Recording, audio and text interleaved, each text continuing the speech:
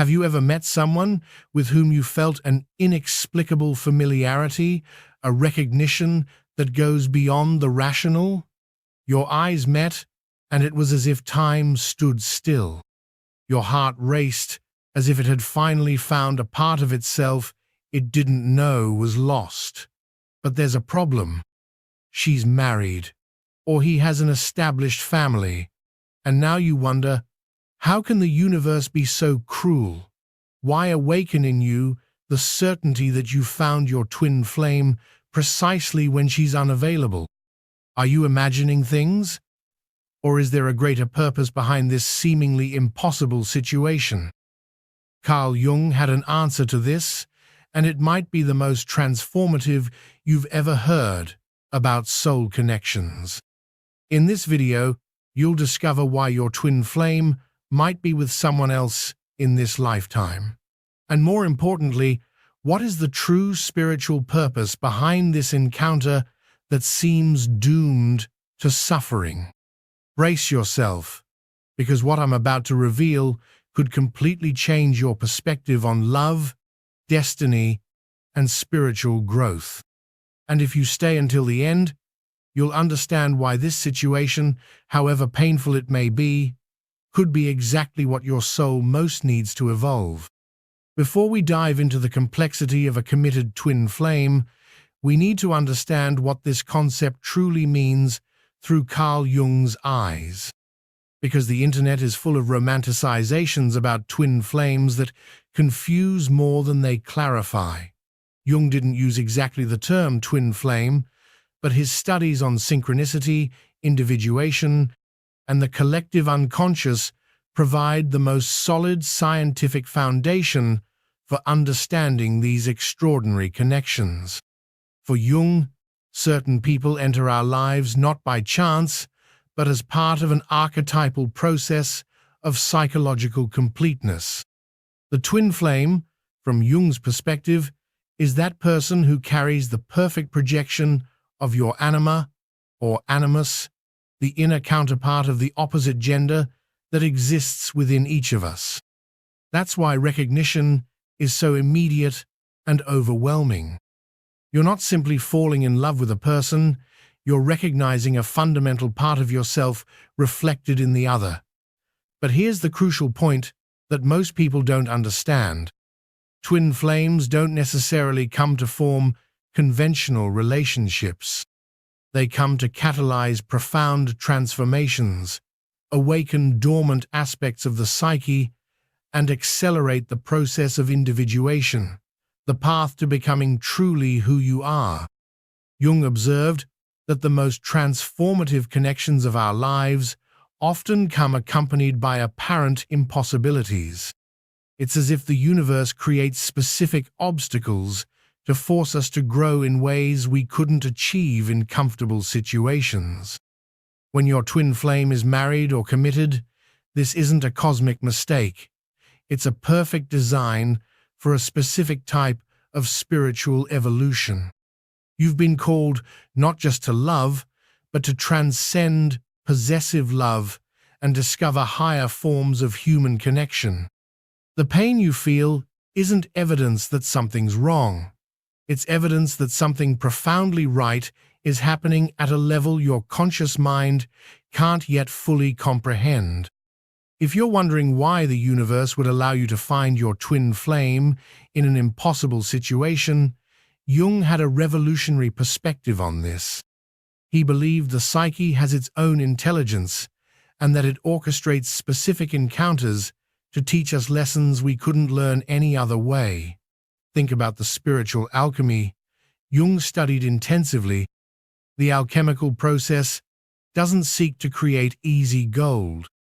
It demands that substances be subjected to extreme heat, pressure, and painful transformations so that something truly valuable can emerge. The encounter with an unavailable twin flame is exactly this type of alchemical process. The apparent cruelty serves specific purposes. First, it breaks your illusions about how love should work. It forces you to question whether you truly understand what unconditional love is. Second, it prevents you from hiding in a relational comfort zone, pushing you into unknown territories of personal growth. Jung observed that the greatest psychological transformations happen when we're forced to confront irreconcilable paradoxes.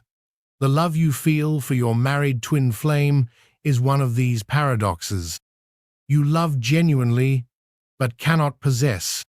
You connect deeply, but must maintain distance. You recognize your destiny, but must accept divine timing. This tension between desire and impossibility creates what Jung called the transcendent function, the psychological ability to hold opposites in balance until a third possibility emerges. In the case of twin flames, this third possibility is often a form of love that transcends ego limitations and social expectations. The universe isn't cruel, it's surgical. This situation was designed specifically to heal parts of you that couldn't be healed under conventional circumstances. Perhaps you need to learn to love without possessing, or to find inner completeness without depending on external validation, or to develop a deep faith in divine timing even when your human mind screams for control. The person your twin flame is married to isn't an innocent victim or an inconvenient obstacle. She's part of the same spiritual design. Everyone involved in this dynamic has specific lessons to learn, soul contracts to honor, and growth to experience. Even when your twin flame is committed to another person, the connection between you cannot be completely hidden. There are specific signs Jung would identify as evidence of true soul synchronicity. But be careful. It's important to distinguish between genuine connection and wishful projection. The first sign is what Jung would call archetypal recognition. When you meet, there's a familiarity that goes beyond logic. It's not just physical attraction or mental compatibility. It's as if you've known each other for lifetimes. She might comment on something, and you finish the sentence, or you might have synchronized experiences, dreaming of each other the same night, thinking of the other at the exact moment they appear. The second sign is the mutual ability to see beyond social masks directly to each other's essence. Jung called this seeing beyond the persona. Even in a brief encounter, you manage to perceive aspects of each other's personality that usually remain hidden. It's as if natural psychological defenses automatically disarm. Another crucial indicator is the catalytic effect you have on each other. After meeting your twin flame, even though she's committed, you probably noticed significant changes in your life. Perhaps you began questioning old beliefs, seeking spiritual growth, or making changes you'd been postponing for years.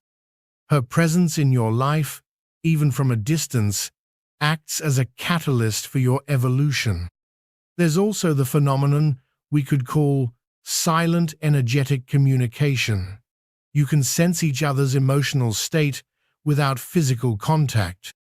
You might intuitively know when she's going through difficulties, or she might contact you precisely when you most need some kind of sign or validation. But here's a sign many people ignore: mutual respect for existing commitments. If she's truly your twin flame and you're spiritually attuned, there will be a tacit understanding that both your growth is more important than immediate satisfaction of desires. She won't impulsively break her commitments, nor will you pressure for that to happen. True connection also manifests through what Jung called controlled inflation. You feel inspired and elevated by the connection, but don't lose your sense of reality. There's a transcendent quality to the interaction that makes you feel more connected to the divine, to purpose, to life in general. Jung believed deeply that there are no accidental encounters, especially those that provoke profound transformations in our lives. The encounter with your married twin flame has specific spiritual purposes that go far beyond conventional romance. The first purpose is what Jung would call accelerated individuation.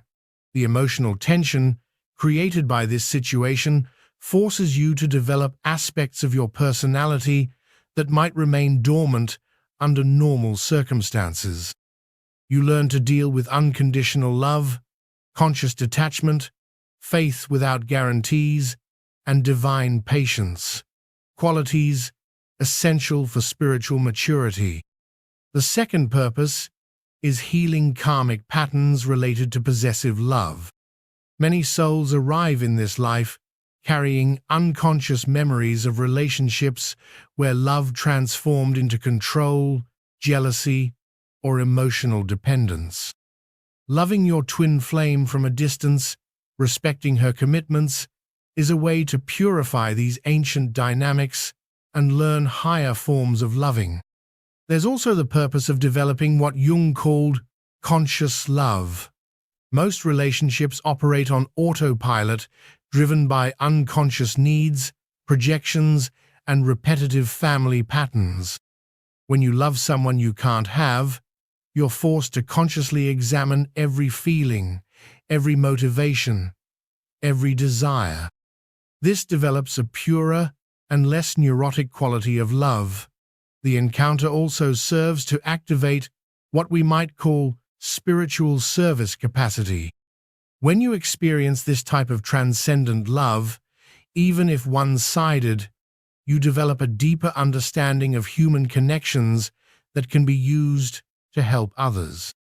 Many people who've gone through this experience become counselors, therapists, or simply wiser friends. Jung observed that certain painful experiences serve to prepare us for greater spiritual responsibilities. Perhaps you're being prepared for future work that requires deep understanding of unconditional love, or for a future relationship that will be richer and more mature because of what you've learned through this experience. There's also the purpose of awakening your connection to the divine.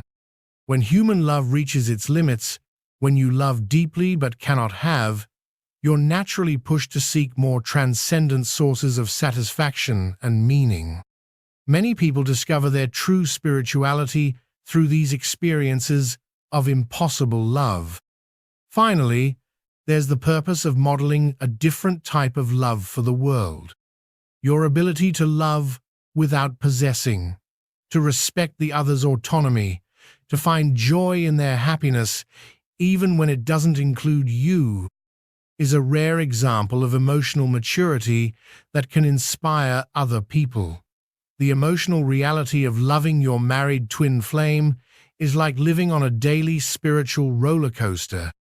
Jung understood that certain psychological experiences are so intense they require specific management strategies to avoid becoming destructive. The first strategy is what Jung would call conscious acceptance of the.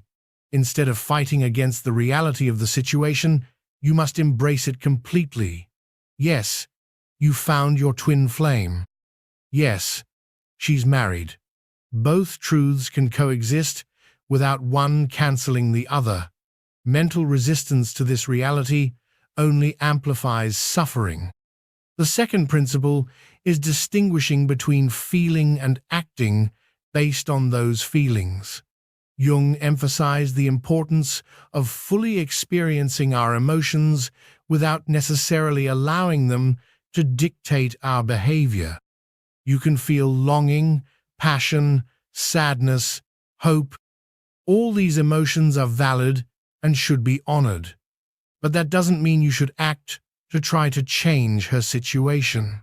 A powerful technique is what Jung called dialogue with the unconscious. Write letters to your twin flame that you'll never send. Express everything you feel without filters. Then write responses as if you were her, trying to channel her perspective. This process helps integrate different aspects of the situation and develop a more mature understanding of the dynamic. Jung would also recommend working with dreams during this period. People in twin flame situations often have very meaningful dreams that offer guidance on how to navigate the situation. Keep a dream journal and pay special attention to those involving your twin flame or related symbols. It's crucial to develop what Jung called emotional continence, the ability to contain intense feelings without exploding or repressing them.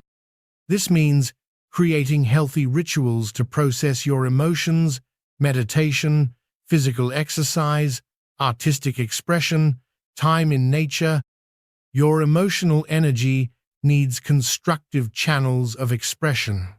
Another essential strategy is maintaining healthy social connection. The tendency, when living this type of love, is to isolate yourself, feeding fantasies and dramatizing the situation. Jung insisted on the importance of maintaining balanced relationships with other people. They help you keep perspective and not lose touch with consensual reality. Also, practice what Jung would call conscious presence when in her presence. Instead of getting lost in romantic fantasies or analyzing every gesture, simply be present. Appreciate the opportunity to be near this special energy without trying to transform it into something it's not. Finally, develop a spiritual practice that connects you with something greater than this specific situation. This could be meditation, prayer, philosophical study, volunteer work, any activity that reminds you that you're part of something much larger than your personal drama. Jung observed that the greatest opportunities for psychological growth come disguised as the greatest emotional difficulties. The situation of loving your married twin flame is one of these disguised opportunities, a chance to develop spiritual qualities that are rare in current humanity. The first required growth is developing detached love. Most people confuse love with possession, passion with need, connection with dependence. In this situation, you're forced to purify your concept of love. You must learn to truly love, to desire the other's happiness even when it doesn't include you. This isn't resignation, it's a much higher form of love. The second growth is developing divine patience, the ability to trust the universe's timing even when it contradicts your personal desires. Jung believed certain lessons can only be learned through conscious waiting. You're learning that some things cannot be forced, controlled, or manipulated, however intense your will might be. There's also the growth of emotional integrity. In a situation where it would be easy to justify questionable behaviors, trying to seduce a married person, creating dramas to force changes, emotional manipulation, you're called to maintain your highest values. This strengthens your character in ways other situations couldn't accomplish. Jung emphasized the importance of developing what he called the transcendent function, the ability to hold psychological tensions without resolving them prematurely. In this situation, you learn to live with ambiguity, uncertainty, and paradoxes. This is an advanced psychological capacity that serves all areas of life. Another crucial growth is the ability to find meaning in suffering. Jung believed that conscious suffering, accepted and integrated rather than avoided suffering, is transformative.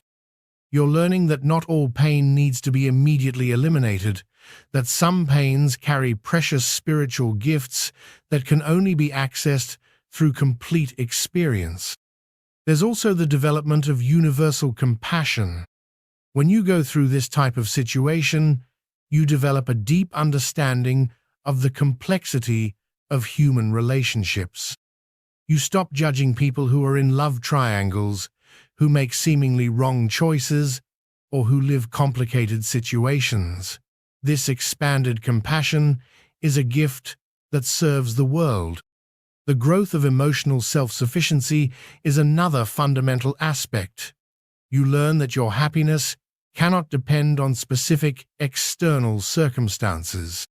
Even while deeply loving your twin flame, you must develop an inner source of satisfaction and purpose that's independent of the relational situation. Finally, there's the growth of spiritual faith, the conviction that there's a higher intelligence operating in your life, even when you can't understand the complete plan. This faith isn't naivety. It's wisdom developed through direct experience of synchronicities and meanings that transcend common logic. The question that won't go away: is there real possibility of union with your married twin flame? Jung would say, this question is wrongly formulated. The question isn't when or how, but whether you'll be prepared to recognize and embrace any possibility the universe presents. The first Jungian principle about divine timing is that it never operates according to human schedules. If a union is destined to happen, it will happen when both people are spiritually prepared to sustain that level of connection. This could be months, years, decades, or even never in this lifetime. And all these possibilities are equally valid from a spiritual standpoint. Jung observed that forcing synchronicities is impossible. They arise when there's alignment between personal consciousness and universal flow. In the context of twin flames, this means a union can only happen when both people have sufficiently completed their individuation process to sustain a mature relationship. If she's married, there are lessons she needs to learn in that current situation. This might be about commitment, about honoring soul contracts, about developing specific aspects of her personality that only emerge in this relational context. Trying to interfere in this process is like trying to hasten fruit ripening. You might succeed in removing it from the tree, but it won't be sweet.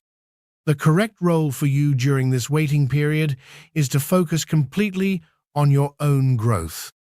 Jung emphasized that we can only attract what we vibrate energetically with. If you want a mature and spiritual union with your twin flame, you must first become someone capable of sustaining that type of relationship. This means healing your own problematic relational patterns, developing your career, your talents, your unique contribution to the world, learning to be happy alone, to find purpose independent of romantic validation, cultivating qualities like patience, compassion, wisdom, and faith. Jung believed that when two people are truly ready to unite, the universe removes obstacles naturally. This can happen in surprising ways, changes neither could have predicted or planned. But trying to force these changes through manipulation or pressure usually results in more complications. If a separation happens naturally in her marriage, it's crucial that it's not because of your pressures. She needs to reach her own conclusions about what's best for her life. Your function is simply to be available, emotionally and spiritually, for any possibility that might arise. But here's a truth Jung would insist on highlighting. Physical union might not be the final goal. Some twin flames come to teach about transcendent forms of love that don't require conventional relationships. The spiritual connection between you might be more powerful and transformative at a distance than it would be in a premature physical union. The definitive test is your ability to genuinely desire her happiness even if she chooses to remain married. If you can love without possessing, support without controlling, and find joy in her joy regardless of where it comes from, then you've developed the type of love twin flames are destined to teach. Regardless of how your specific situation resolves, Jung would say that the experience of loving your married twin flame has already transformed you irreversibly. You're no longer the same person you were before this encounter.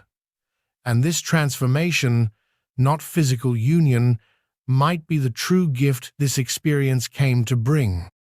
The first transformation is the expansion of your capacity to love.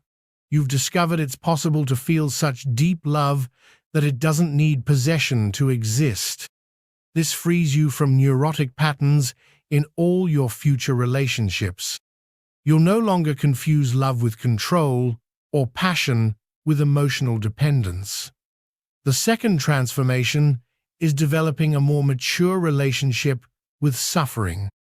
Jung observed that the ability to find meaning in pain is one of the marks of psychological evolution.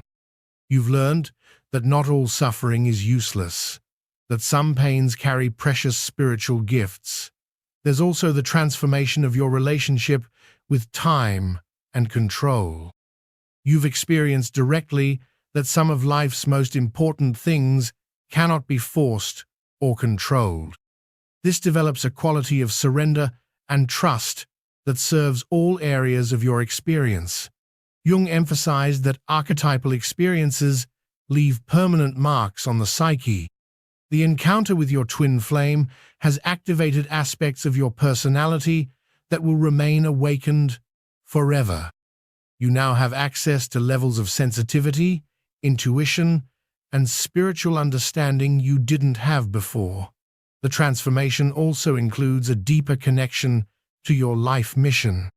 Many people report that after the twin flame encounter, even when unavailable, clarity emerges about purpose, career, and unique contribution to the world. It's as if the experience awakens them to aspects of themselves that were dormant. There's a quality of spiritual initiation in this experience. You've passed through an emotional trial by fire and emerged with expanded capacities. This often leads to a sense of spiritual responsibility, the perception that you have something unique to offer based on what you've learned. The final transformation is perhaps the most important, the ability to recognize and honor sacred connections wherever they appear. You'll no longer be someone who goes through life inattentive to synchronicities, meaningful encounters, growth opportunities disguised as difficulties. This experience has taught you that true love is greater than circumstances, more powerful than obstacles, and more permanent than physical relationships. This knowledge isn't theoretical. You've experienced it directly, and that changes everything about how you relate to the world. If you've made it this far, you've already understood that the encounter with your married twin flame wasn't a cruel accident of fate.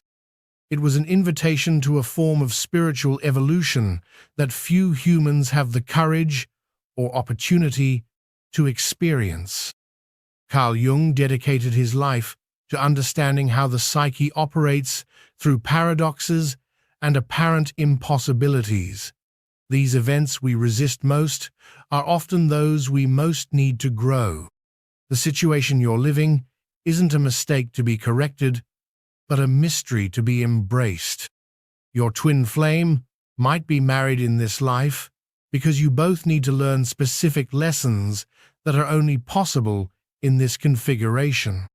She might be learning about commitment, about honoring promises, about developing specific aspects of herself that only emerge in her current relationship. You're learning about unconditional love, divine patience, and faith without guarantees. The universe never wastes experiences. Every moment of pain you've felt, every night you've questioned the meaning of it all, every day you've chosen to love without possessing, all of this is building qualities in you that will serve forever. You're becoming someone capable of loving in purer, freer, more transcendent ways. Perhaps physical union will happen at the right time, perhaps not.